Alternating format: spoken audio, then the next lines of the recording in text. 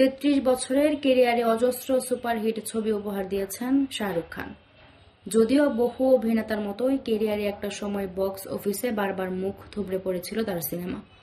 Zero ছবির পর মাঝের বছর চারেকের বিরতি নেন। এরপর রাজকীয় প্রত্যাবর্তন একেবারে বাদশার মতোই। পাঠান, জওয়ান, ডাঙ্কি পরপর সুপারহিট। এরপর জওয়ানের হাত ধরে এবার এলো জাতীয় পুরস্কার। ক্যারিয়ারের ১৬ আনায় যেন এবার পূর্ণ হলো শাহরুখ খানের। মঙ্গলবার দিল্লির বিজ্ঞান ভবনে ৭১তম জাতীয় চলচ্চিত্র পুরস্কারের মঞ্চে সেরা অভিনেতা হিসেবে কিং খানের হাতে পুরস্কার তুলে দিলেন ভারতের রাষ্ট্রপতি দ্রৌপদী মুর্মু। এ সময় শাহরুখ খানের পরনে ছিল আদ্রপান্ত কালো বন্ধ গলা শেরওয়ানি, চোখে রোদ চশমা। জানা গেছে, মঙ্গলবারই পোল্যান্ড কিং এর কাজ স্থগিত রেখে জাতীয় পুরস্কার গ্রহণ করার জন্য দিল্লিতে উড়ে আসেন বাদশা। অনুষ্ঠানে প্রবেশ করেই কখনো করজোড়ে বন্ধু রানী মুখার্জির সঙ্গে কুশল মঙ্গল বিনিময় করলেন, আবার কখনো বা সঞ্চালক তাকে কিং অব আর্টস সম্বোধন করায় উড়ন্ত ভালোবাসার বহিঃপ্রকাশ করলেন।